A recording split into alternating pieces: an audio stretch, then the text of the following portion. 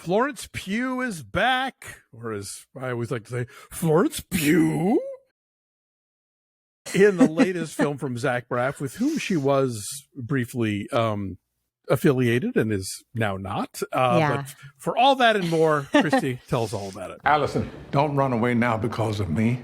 There are thousands of meetings. I'll find another one. Well, somehow you found your way to this one. If you're not subscribed to us yet, we'd love to have you because we review everything, movies like this, but also good movies.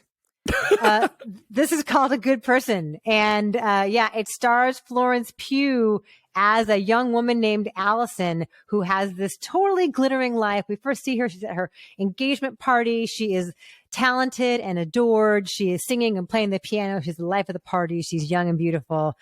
The next day, she is in a car driving to look at wedding gowns with her soon-to-be sister-in-law and her husband.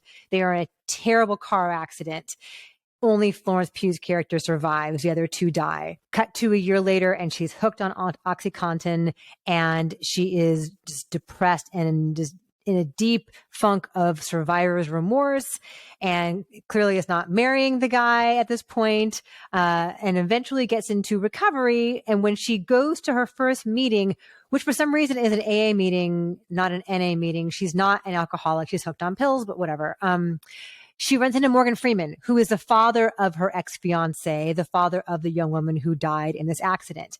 And it's how they kind of redeem each other. He has been sober for about 10 years, and he is working through some demons and some personal history, and it's how they help each other. If this movie works at all in any moment, it's because of Florence Pugh. It's because she cannot help but be great in everything, as we see over and over again from excellent films like Lady Macbeth and Little Women to movies like Don't Worry, Darling. This is like Don't Worry, Darling, where once again, she's the best thing about it. She has some moments of real raw vulnerability. And there are some individual scenes that are really startling and feel really emotionally true. There's a fight that she and her mom get into, played by Molly Shannon, where they're chasing each other around the house, looking for this last bottle of pills.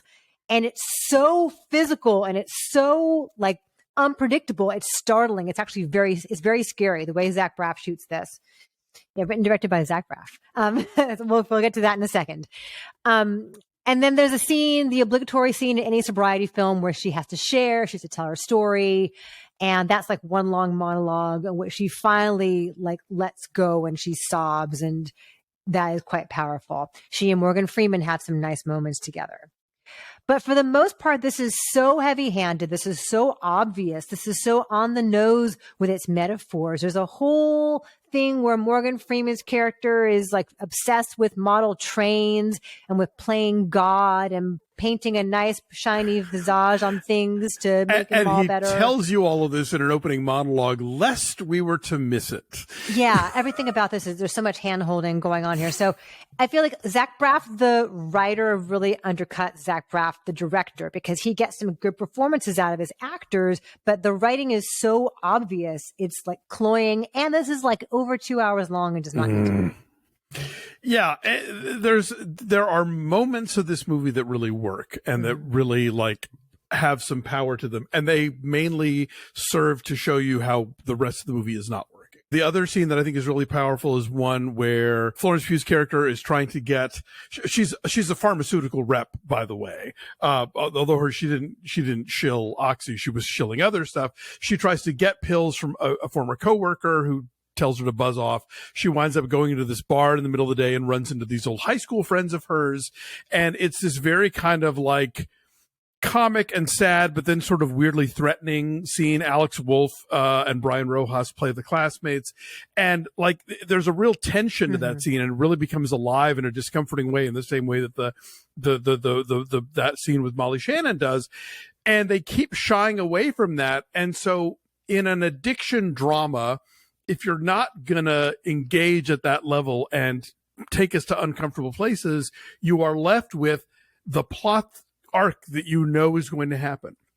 You know, we've seen this movie so many times, and like, unless you're making a woman under the influence, you know that, yes, she's going to have the meeting where she shares. She's going to like seemingly get better and then crash again and then go to rehab and then the other thing that's annoying is that they set up Morgan Freeman to be as much of a lead character in this film, pretty much, as Florence Pugh is, and his struggles with addiction. And then something major happens with him towards the end. And rather than explore that and find out all the ramifications of it, the movie just kind of like, yeah, we're busy with Florence Pugh now. We don't, and they never really deal with it at all. And it's kind of like, well, no, you've given us this much Morgan Freeman up till now. You can't just walk away from that because you have the other, I don't know. Yeah. So it's a movie that is longer than it needs to be, and at the same time drops a major plot point because it decides that Morgan Freeman is ultimately not as important as Florence Pugh in this narrative.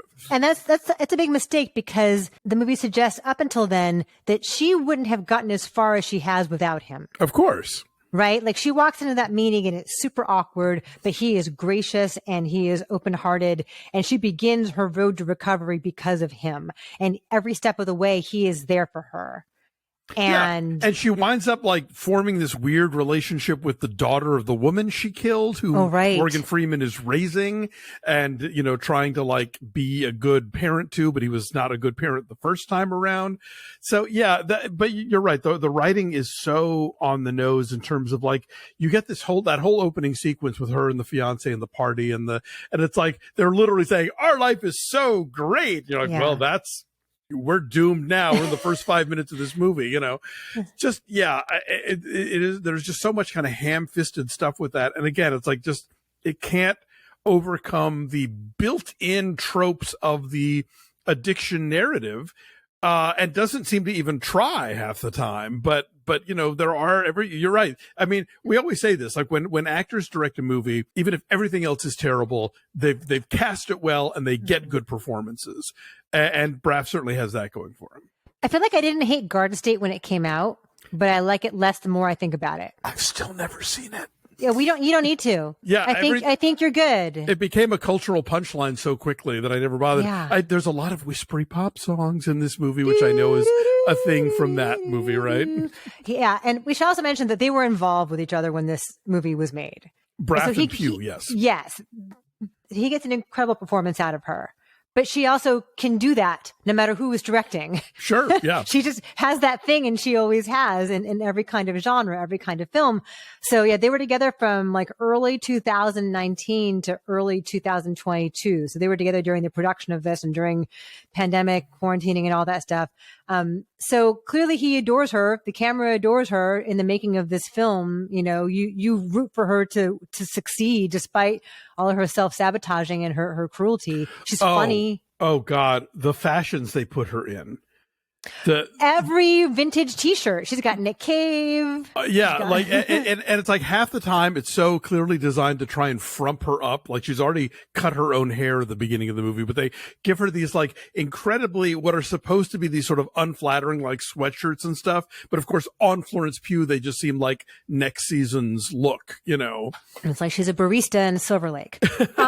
So what are you saying? I'm going to give it like a 5.2. What do you think? 5.8. Okay. Like I said, there were some parts that landed, but yeah, this is overall, I think, just kind of a mess. And, you know, I wonder, like, did this movie do to their relationship what The Last Face did to Sean Penn and Charlize Theron? Ooh, good question. We'll revisit that later on.